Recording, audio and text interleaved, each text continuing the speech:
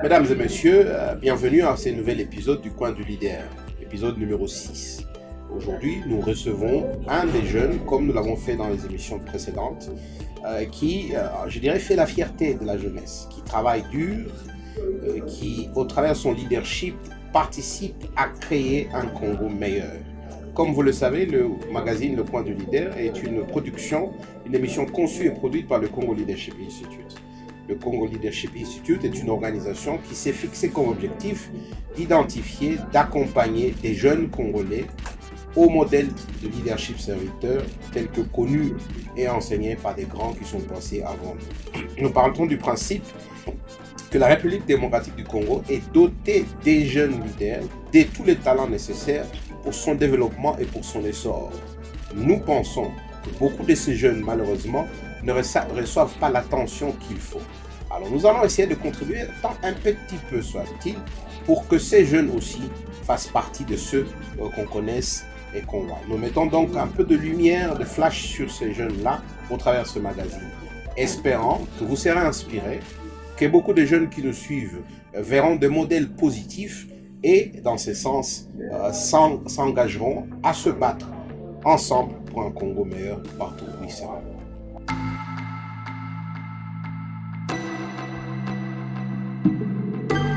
Comme nous le disions, nous donnons la parole à des jeunes qui essaient de construire un monde meilleur dans des conditions peut-être pas simples comme ceux de notre pays. Aujourd'hui, nous recevons Monsieur Georges Mutombo. Il va se présenter. Georges, bonjour. Bonjour, Monsieur Nicolas. Merci beaucoup d'avoir accepté notre invitation. Nous espérons que notre dialogue, notre conversation, votre histoire va inspirer beaucoup plus de jeunes à se battre, à travailler dur pour un pays meilleur pour nous tous. Merci beaucoup et j'apprécie que vous vous intéressiez à ce que nous faisons. Nous espérons aussi que ça va aller pour nos compatriotes jeunes.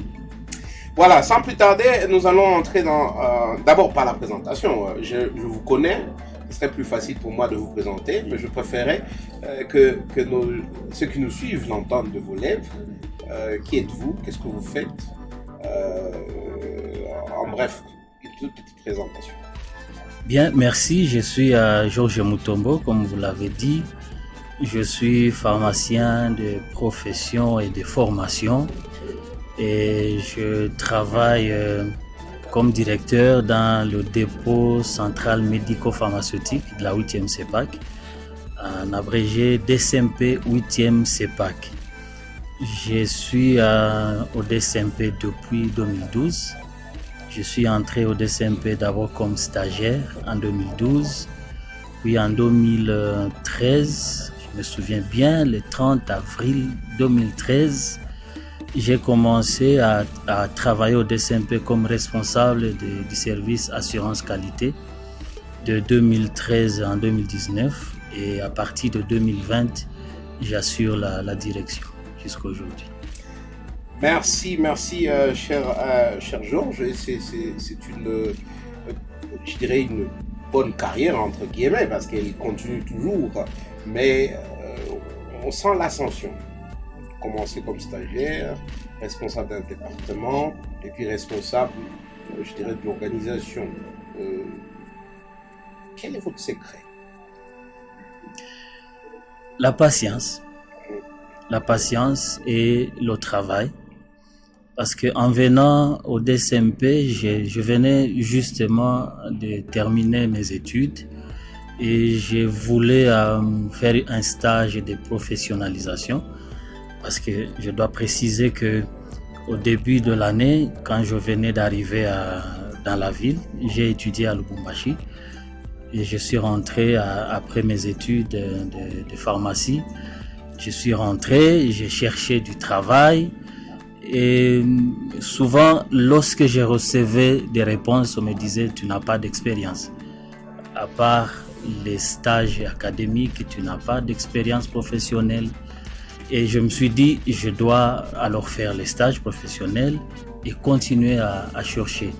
Entre-temps, étant au DCMP, il y avait une opportunité et le directeur à l'époque sûrement il a vu que je pouvais assumer cette responsabilité parce que j'étais supervisé par lui. Tout ce que j'ai appris dans le monde professionnel, j'ai reçu de lui.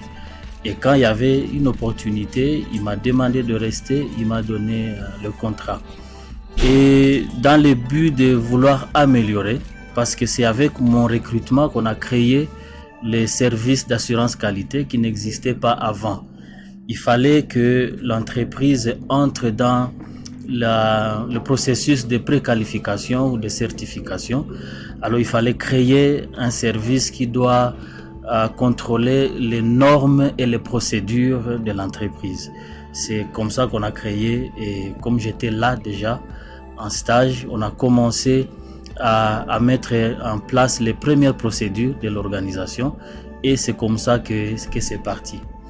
Et en 2020, à la fin de 2019, le responsable devait aller occuper d'autres responsabilités ailleurs.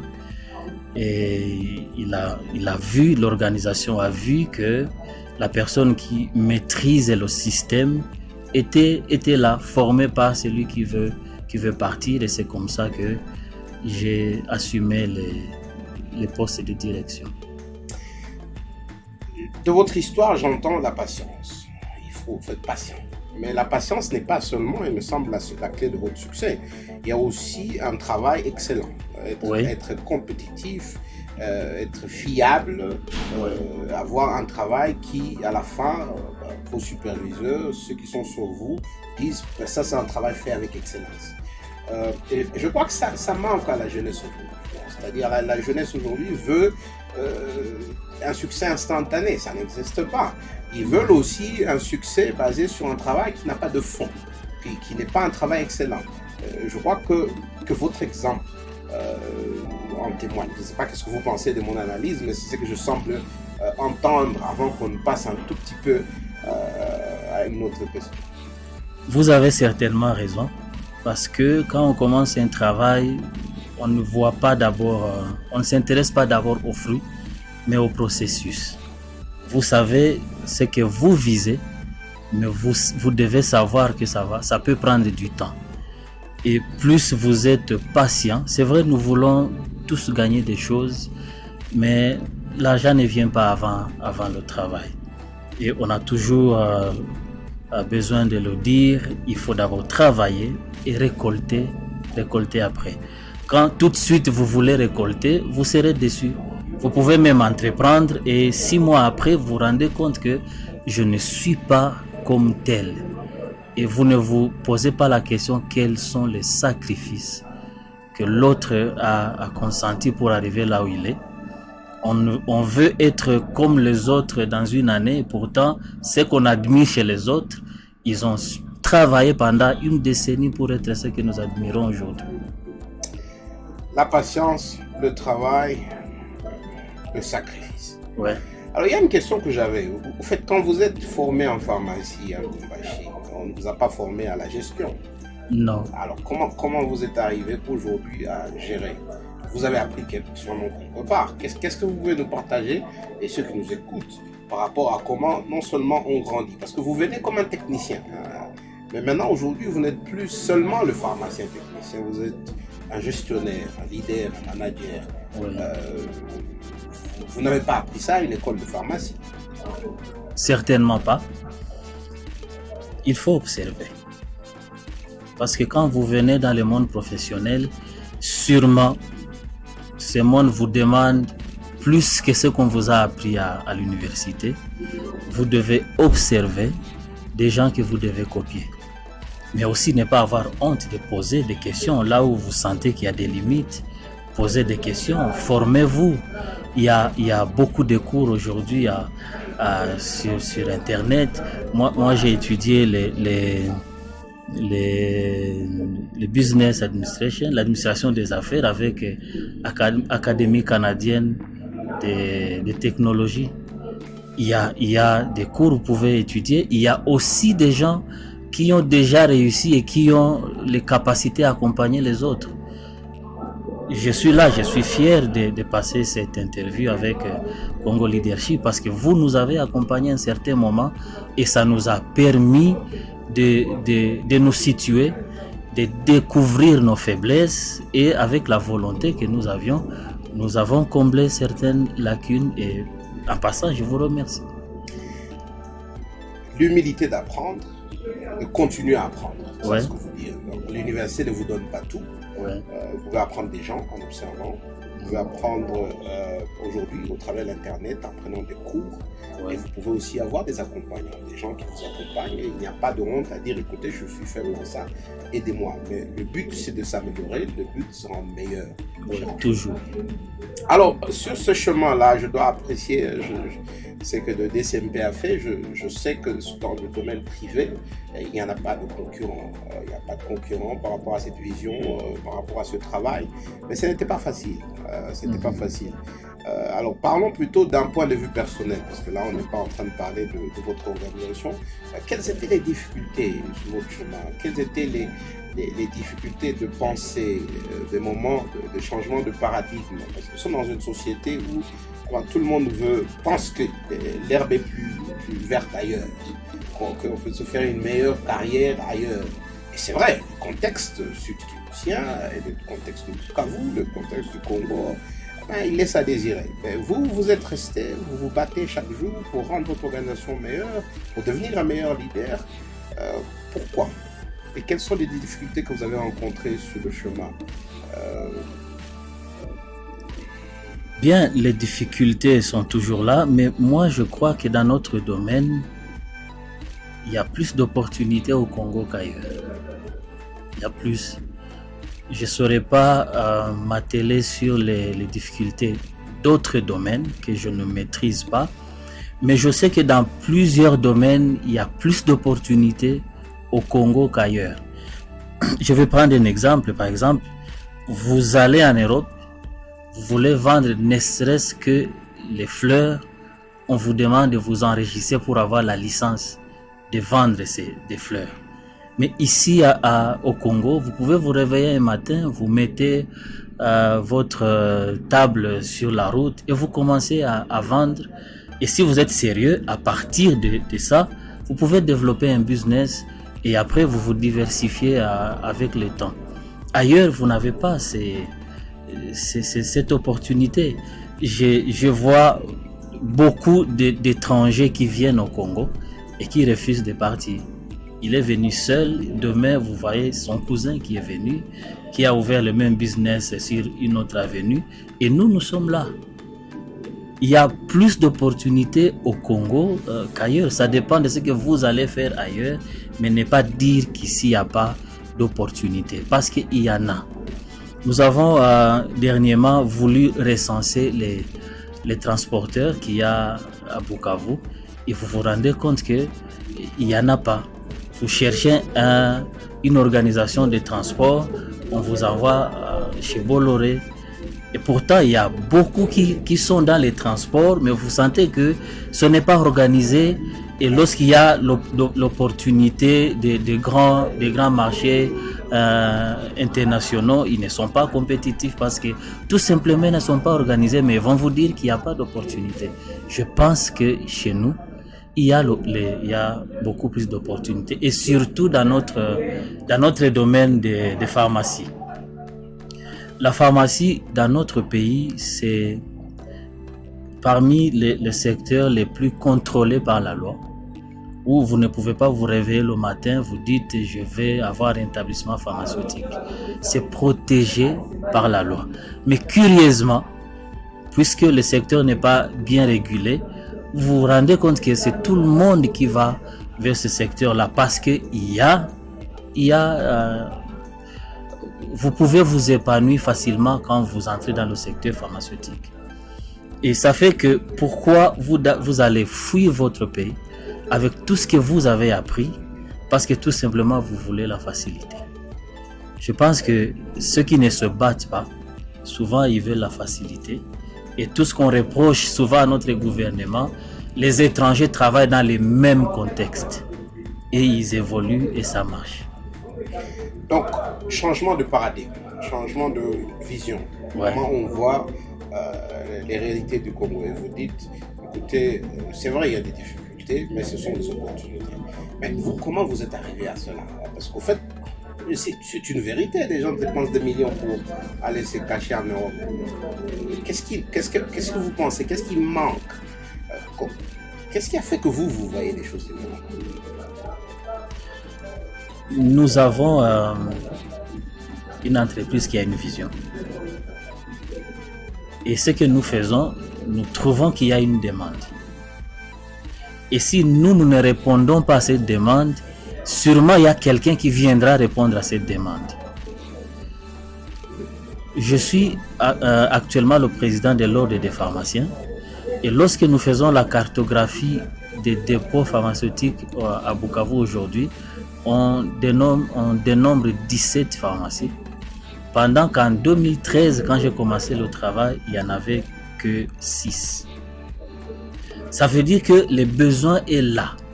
Et aujourd'hui, malgré les 17 dépôts qui existent, quand vous entrez dans des hôpitaux, on vous dit qu'il y a des ruptures des stocks de médicaments. Ça veut dire que même les 17 dépôts qui existent ne savent pas couvrir les besoins de la population du Sud Kivu.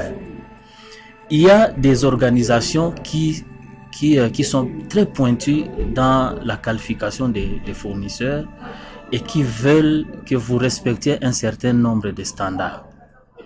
Et lorsque vous entrez dans la compétition, vous vous dites, bon, le marché est là et le marché est diversifié. Vous catégorisez les clients et vous vous rendez compte qu'il y a une catégorie de clients qui souffrent parce que cette catégorie de clients veut que vous ayez un certain nombre de standards. Alors, vous investissez dans les exigences de cette catégorie de clients. Il y a des ONG qui ne peuvent pas acheter les médicaments n'importe où, qui doivent d'abord venir vous auditer ce que vous êtes, quel est votre niveau de système, quel est votre niveau d'assurance qualité, pour qu'ils disent nous pouvons vous prendre comme partenaire. Et il y a des clients qui, eux, ne regardent que le prix. Et vous savez que certains clients qui ne regardent que le prix sont des clients aussi qui sont là en permanence et que vous devez aussi répondre à leurs besoins. D'un autre côté, vous savez que si vous les laissez à la merci de tous ceux qui sont dans le secteur et qui ne respectent pas les normes, ce sont des vies qui sont exposées, c'est que vous êtes obligé de travailler pour répondre aux besoins de toutes ces catégories de clients. Et quand vous investissez, comme notre cas, dans l'assurance qualité, vous avez des clients qui ne peuvent pas aller ailleurs. Ça, c'est déjà une opportunité. Vous dites, je vais investir dans ça pour être le seul qui sert ce genre de clients. Et d'autres qui regardent, qui sont moins regardants, mais que vous voulez protéger quand même la consommation par rapport à la population. Vous savez comment vous orienter, par exemple, avec les producteurs directs des médicaments pour répondre maintenant à la demande de ce qui est pris dans notre secteur des pharmacies. Voilà, merci. Ce n'est pas seulement du travail, c'est aussi un service.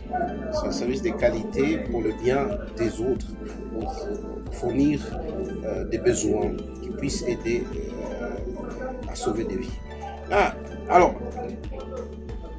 puisque l'émission est faite surtout pour les jeunes, pour inspirer les jeunes, vous connaissez notre jeunesse, vous côtoyez au quotidien, de par votre propre expérience, quelles seraient des leçons que vous leur donneriez pour réussir?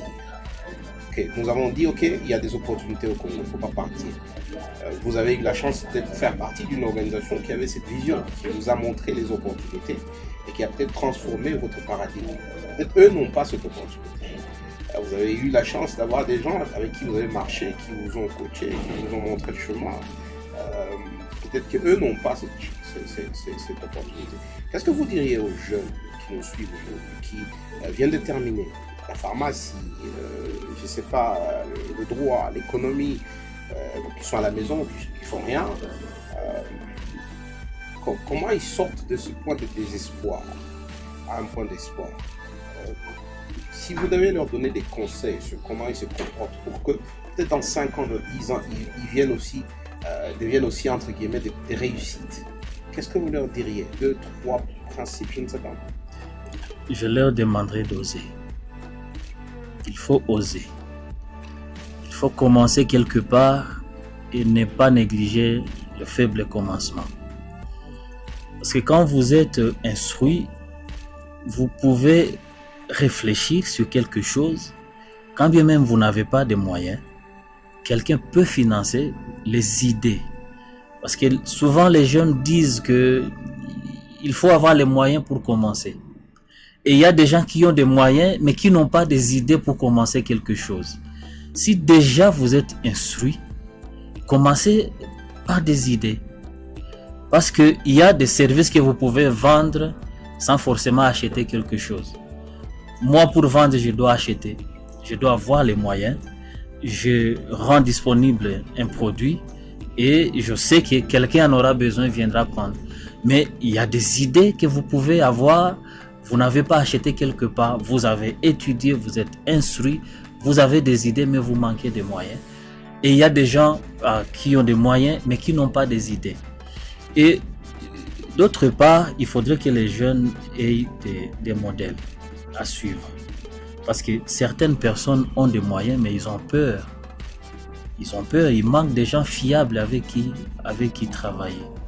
Mais lorsque vous êtes quelqu'un sur qui on peut compter, il y a des gens qui ont des moyens, qui peuvent financer des idées et vous commencez à partir de là. Plus tard, vous pouvez être indépendant parce que vous n'êtes pas condamné à rester avec quelqu'un avec qui vous avez commencé toute votre vie. Vous pouvez continuer seul, mais vous avez commencé quelque part avec une idée que quelqu'un d'autre a financée. Première chose, oser. C'est-à-dire il faut prendre le risque. Il Ouais. ne faut pas rester assis. En tout cas, la main ne vous tombera pas du ciel. À un moment, il faut vous lever, il faut prendre l'action. L'action dans le sens des risques. Deuxième chose, vous avez dit, assurez-vous que vous avez quand même des gens sérieux autour de vous, des mentors, des modèles. Et c'est vrai, et il faut quand même le dire, ils sont là, même s'ils sont une espèce rare dans ce pays. On a l'impression que le chaos, le manque d'éthique est devenu la norme, alors que la vérité, c'est qu'il y a encore. Il faut les chercher. Et moi, j'aime toujours dire, les modèles et les héros peuvent être vivants ou morts. Dans les livres, on a des gens qu'on ne connaît pas, peut-être des gens qui ont vécu avant nous, qui peuvent être des modèles, mais il faut aussi en avoir des modèles, des gens qui marchent avec vous dans votre chemin. Et dernièrement, vous avez dit le caractère. Ouais. Il faut être fiable. Parce qu'au fait, bon, c'est une chose de vouloir marcher avec quelqu'un, mais est-ce que vous êtes fiable? C'est une chose de vouloir réussir, mais est-ce que vous êtes fiable? Est-ce qu'on peut vous donner des responsabilités et s'attendre à ce que vous le fassiez avec excellence? Je crois vous avoir résumé Ouais. en gros dans ce que vous avez dit, et que si ces trois choses sont réunies, vraiment, les jeunes peuvent espérer voir des choses avancées, que peut-être plus tard ils peuvent se lancer eux-mêmes dans leurs propres affaires. Mais ils ont besoin de décoller, et pour décoller, il y a ces trois choses. Et puis je reviendrai sur la patience que vous avez citée tout au début. Ouais. Alors, nous sommes presque à la fin. Quel conseil, je sais que c'est un peu de redondance, mais quel conseil donnerez-vous aux jeunes de Bukavu et de la RDC pour qu'ils entrent sur le sentier du succès? De ne pas changer. Si vous entrez sur le sentier du succès, soyez plus humble que lorsque vous étiez encore dans la galère. Parce que quand vous avez atteint un certain niveau et que vous entrez dans la distraction, finalement vous finirez par tomber. Mais plus vous atteignez le succès, plus vous devez être humble et réfléchir sur les changements. Parce qu'après, quand vous n'avez plus rien à proposer, vous commencez à tomber. Il faut toujours se dire que j'ai atteint ce niveau. Il faudrait que je change ma manière de réfléchir pour que ce niveau devienne mon point de départ pour de nouvelles perspectives. C'est ce que je dirais aux jeunes. J'ai lu quelque part, on me disait, écoutez, ce qui vous a amené ici ne vous amènera pas là-bas. Et je crois que c'est ce que vous êtes en train de dire. Avoir cette humilité de dire, écoutez, je suis arrivé ici, mais je reste le même. Je reste celui qui est patient, je reste celui qui veut apprendre, je reste celui qui a toujours de l'ambition. J'ai entendu quelqu'un une fois dire, il faut être satisfait mais pas content. Par là, il voulait dire, écoutez, il ne faut pas vivre une vie insatisfaite, sinon vous êtes misérable. Mais il ne faut pas rester toujours là où vous êtes. Vous pouvez avoir des ambitions, vous pouvez aspirer, vous pouvez faire des grandes choses. Moi, je crois personnellement, c'est même l'essence de cette émission, que le Congo n'a pas encore utilisé tout son potentiel, que les jeunes Congolais n'ont pas encore utilisé tout leur potentiel et que le moment où ils le feront, il y a des grandes choses qui se produisent. Et que nous avons besoin d'une masse critique des gens qui, chacun là où il est, dans son domaine, utilise le meilleur de son potentiel, là où Dieu l'a placé. Je crois que les choses sont. Je ne sais pas qu'est-ce que vous pensez de ça en termes de dernier mot de la fin par rapport à ces réflexions. C'est une bonne réflexion. Et d'ailleurs, je dis aux jeunes, si les jeunes ne sont pas contents de ce que est notre pays aujourd'hui, c'est que nous devons réfléchir de comment nous allons le gérer demain. Parce que les autres nations sont en train d'exécuter aujourd'hui les programmes qu'ils ont pensés il y a 30 ans, il y a 50 ans. Parce que les idées que nous voyons aujourd'hui, ça ne vient pas d'aujourd'hui. Ils ont pensé qu'est-ce que nous serons dans 50 ans, qu'est-ce que nous serons dans un siècle ou dans 10 ans. C'est qu'aujourd'hui, peut-être que nous ne sommes pas contents de ceux qui gèrent le pays. Comme vous l'avez dit, nous avons vraiment le potentiel qui n'est pas utilisé. Nous avons des ressources, nous avons une population qui peut consommer. Le Congo, c'est un marché qui peut représenter par exemple, peut-être 5 ou 6 autres pays quand vous comparez avec le Gabon par exemple. Nous avons tout le nécessaire pour décoller. Et c'est les jeunes qui sont là aujourd'hui, qui ne sont pas contents, qui peuvent commencer à penser à comment eux vont gérer le pays quand ils vont avoir des responsabilités. Si on ne pense pas aujourd'hui, demain, quand nous aurons des responsabilités, le pays restera à l'étape qu'il est aujourd'hui. Cher ami Georges, merci. Merci beaucoup pour tous ces conseils. J'espère qu'ils ont inspiré plus d'un. C'est moi qui vous remercie. Mesdames et messieurs, merci d'avoir suivi ce nouveau numéro du magazine Le Point du Leader, conçu et présenté par le Congo Leadership Institute, une organisation qui a pour mission la promotion et la valorisation du leadership endogène congolais au travers un leadership serviteur et principalement un leadership des jeunes. Aujourd'hui, vous avez été avec nous, nous avons suivi le directeur de DCMP, Georges Mutombo, le pharmacien, qui a parlé de son parcours, de sa vie, il a prodigué quelques grands principes par rapport au succès. Merci d'avoir été nombreux à nous suivre. Ce que nous allons vous demander, c'est que si vous avez appris quelque chose, allez l'appliquer. Avoir des bonnes idées ne suffit pas, il faut les exécuter. C'est ça ce qui change les choses. Nous espérons que vous avez été inspirés, nous espérons qu'au travers de ces émissions, vous inspirerez beaucoup d'autres et qu'ensemble, nous allons travailler pour que ce pays se relève, pour que ce pays puisse offrir au monde ce que uniquement les Congolais peuvent faire et personne d'autre. Encore une fois, merci et à très bientôt pour une autre émission.